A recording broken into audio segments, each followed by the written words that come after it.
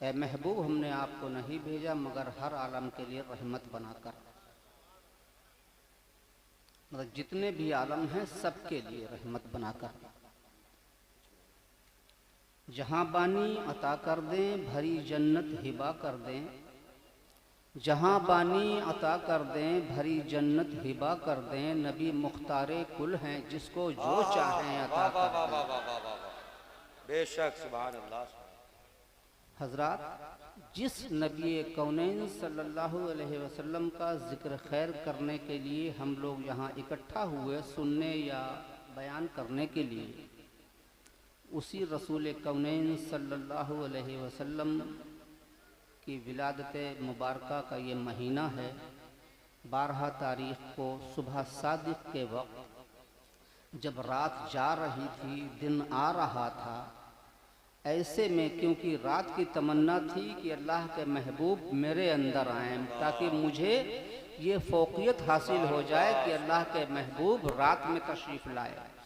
दिन ने ये तमन्ना ज़ाहिर की कि रब्बे क़दीर, तेरा महबूब मेरे अंदर यानी दिन में तशरीफ़ लाए, ताकि मुझे ये फ़ौक़ियत हासिल हो जाए कि तेरा महबूब मेरे अंदर यानी दिन में तशरीफ़ लाए। अल्लाह ने वो इंतज़ाम फरमाया कि दोनों की बात रख ली। रात जा रही थी, सुबह आ रही थी और महबूब तशरीफ़ ला रहा था। सुभान अल्लाह, सुभान अल्लाह। कितना मैंने 15-16 मिनट आपसे मांगे हैं, कितना मुक़द्दस, कितना मोहब्बत करने वाला हमको और आपको अल्लाह ने नबी अता फरमाया।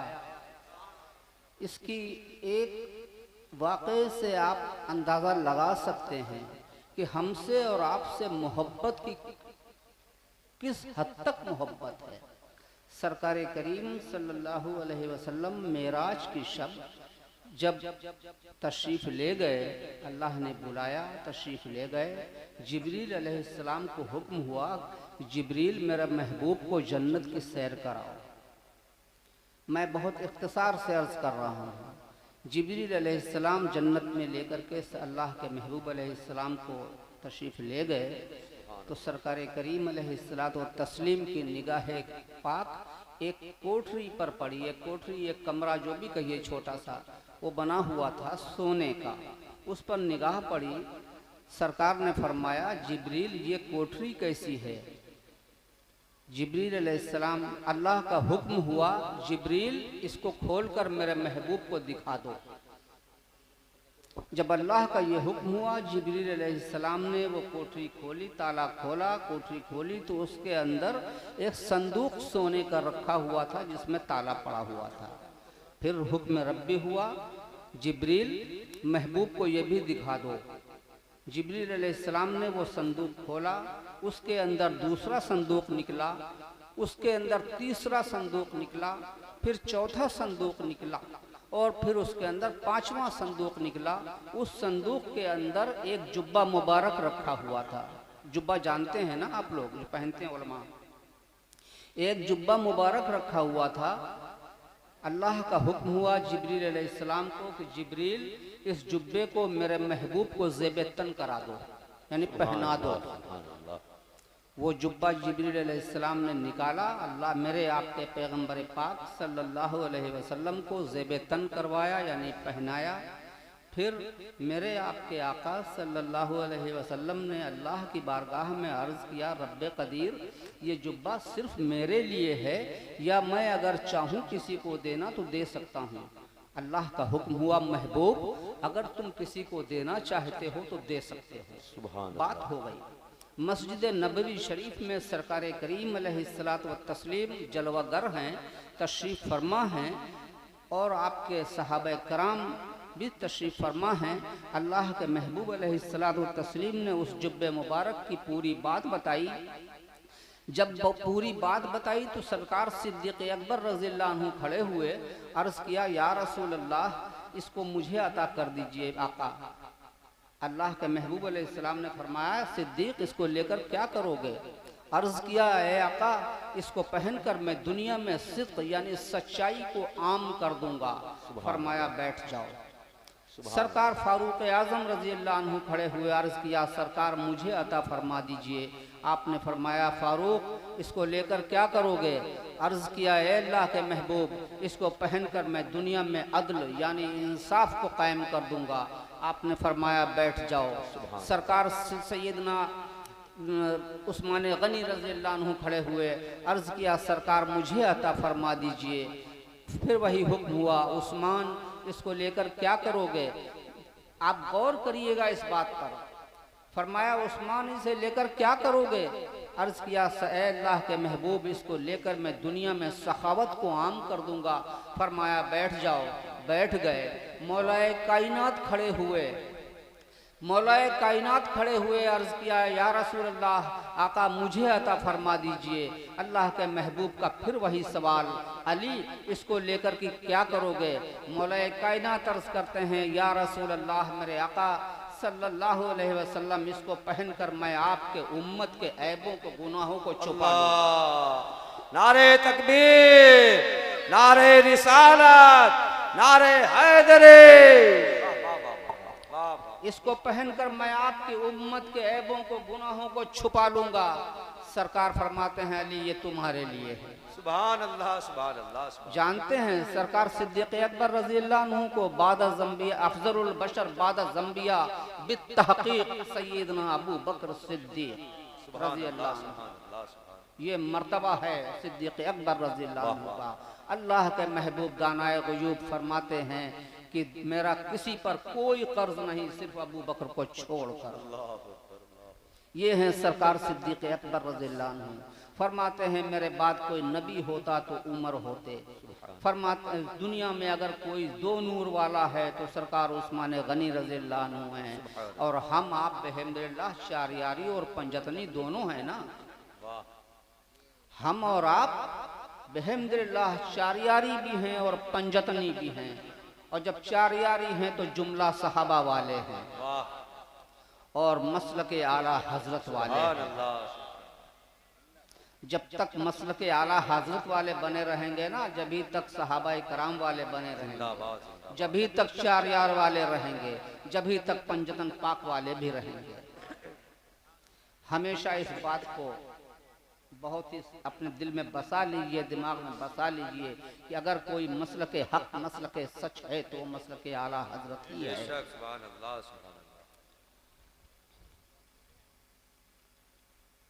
हजरत ये इतनी मोहब्बत है मेरे आपके नबी पाक अलैहिस्सलाम को कि हम सिद्दीक़ अकबर रज़ियल्लाहु अन्हु फरमा रहे हैं तो बैठ जाओ, फारूक आज़म रज़ियल्लाहु अन्हु फरमा रहे हैं तो बैठ जाओ, उस्मान गनी रज़ियल्लाहु अन्हु फरमा रहे हैं तो बैठ जाओ, मौलाए कायनात ये फरमा रहे हैं कि उम्मत को जब उम्मत को ले लिया ना तो कहा हाँ तुम्हारे लिए। इतना प्यार है हमारे आपके आका को, नबी को हमसे और आपसे, तो क्या हमारा ये फर्ज नहीं बनता कि हमारे नबी ने जो फरमाया हम वो करें? हमारे नबी ने फरमाया नमाज़ें कायम करो, अल्लाह फरमाता है, रसूल पाक अलैहिस्सलाम फरमाते हैं नमाज के लिए, सरकार फरमाते हैं नमाज मेरी आंखों की ठंडक है, तो क्या हमारे ऊपर फर्ज नहीं बनता कि हम अल्लाह की इबादत करें? क्या हम बुराइयों को छोड़ें? अल्लाह के रसूल सल्लल्लाहु अलैहि वसल्लम दुनिया में तशरीफ लाए बुराइयों को मिटाने के लिए। अगर हम कोई बुरा काम करते हैं, बुरी बात करते हैं, बुरे काम करते हैं, तो फिर हम पक्के सच्चे उम्मती कहाँ रहे? यहाँ से जब उठिए ये सोच कर उठिए कि हम अल्लाह के रसूल सल्लल्लाहु अलैहि वसल्लम ने जो फरमाया मैं पूरी कोशिश करूँगा कि मैं उस पर चलूँ। एक छोटी सी सुन्नत बताता चलूँ, अभी दिमाग में आ गई।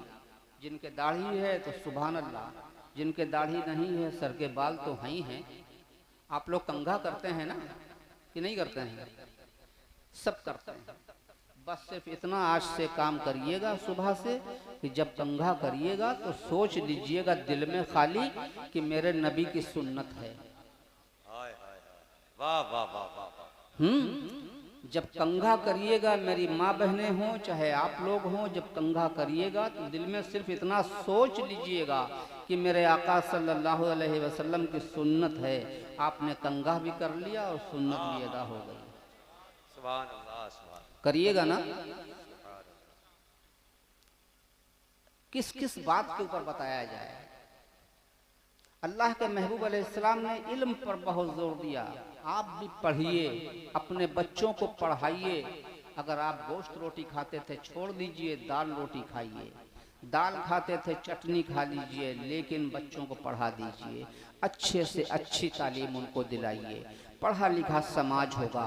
ये ज़रूरी नहीं कि नौकरी मिल जाए। जब पढ़ा लिखा होता है उसका दिमाग अच्छा काम करता है, वो सही रास्ते पर चलता है, वो पढ़ता है, किताबों को पढ़ता है, तो उसको मालूम होता है कि हाँ अच्छाई क्या है और बुराई क्या है।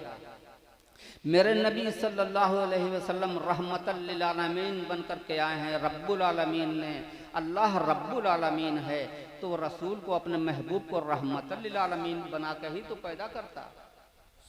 रहमतल लिल आलमीन बना के ही तो पैदा करता। तो रहमतल लिल आलमीन बना के पैदा किया, सबके लिए रहमत बना के पैदा किया। लिहाजा हमारे और आप सबके लिए रहमत हैं। देखिए, अगर आप अपने घर में, आपकी बेटी है और बेटा है, आप अपने घर में मिसाल के तौर पर लड्डू लेकर के, मिठाई लेकर के बच्चों के लिए गए हैं, अगर आपने पहले बेटी के हाथ में रख दिया तो सवाब मिल जाएगा। देंगे तो आप बेटे को भी, बेटी को भी, लेकिन अगर पहले बेटी के हाथ में रख देंगे तो आपको सवाब मिल जाएगा कि आपके नबी की सुन्नत अदा हो जाएगी। क्या आप लोग ये करेंगे?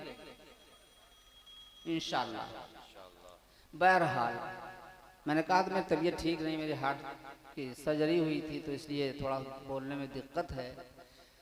अच्छे काम कीजिए, अच्छी बातें कीजिए, पढ़िए। जब पढ़ेंगे तो हो सकता है आपको इतना अच्छा काम कर दें अपने इल्म की बुनियाद पर कि आपका नाम रोशन हो जाए, आपके माँ बाप का, आपके बाप दादों का नाम रोशन हो जाए, और हो सकता है हमारे मुल्क का, हमारे वतन का भी आप नाम रोशन कर दें।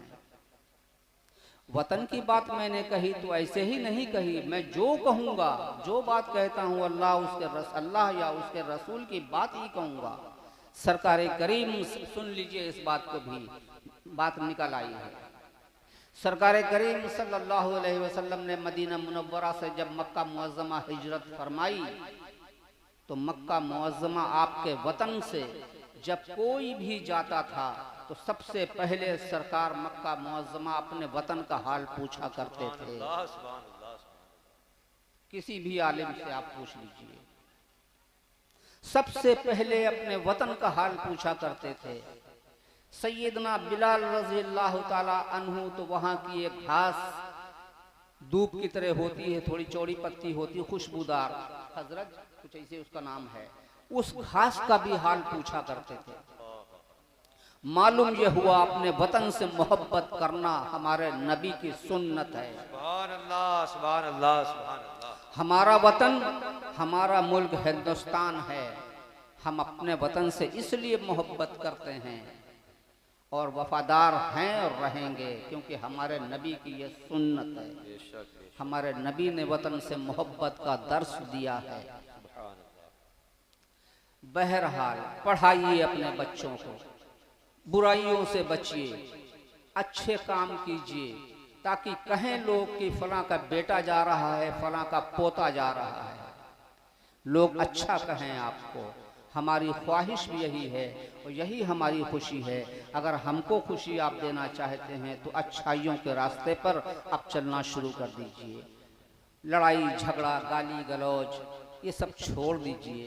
बड़ों का एहतराम कीजिए, उलमा का एहतराम कीजिए। और एक बात और अर्ज कर दूं, मुझे बड़ी तकलीफ होती है, अगर मिसाल के तौर पर आपकी माँ ने आपसे कुछ मांगा कि बेटा ज़रा 50 रुपए देना, आपने 50 रुपए जेब से निकाले और माँ की तरफ ऐसे बढ़ा दिए, माँ का हाथ ऐसे आपने रख दिए। कितने शर्म की बात है कि आपकी माँ का हाथ, आपके बाप का हाथ आपके आगे फैला हुआ है और आप ऊपर रख रहे हैं। आप सोचिए कितनी शर्म की बात है। आइंदा से आप ये करिएगा, जब आपकी माँ, आपके बाप आपसे कुछ तलब करें, मिसाल के तौर पर उन्होंने कहा बेटा मुझे 50 रुपए दो ज़रा, तो आप अपने हाथ पर रुपए रखिए और उनकी तरफ इस तरीके से बढ़ा दीजिए, उनका आपका हाथ उनके सामने हो और वो ऊपर से ऐसे करके उठा लें। क्या बात है, वाह वाह वाह वाह, नारे तकबीर, नारे रिसालत, फैज़ाने अहले बैत, मसलके आला हजरत, जश्न ईद मिलादुन नबी, हुजूर सैयद बादशाह हुसैन मियां साहब क़िबला। सुभान अल्लाह। आपके माँ बाप आपके उनका हाथ ऊपर हो, आपका हाथ सामने उनके हो, वो यूं करके उठा लें और आप अल्लाह का शुक्र अदा करिए। रब्बे कदीर,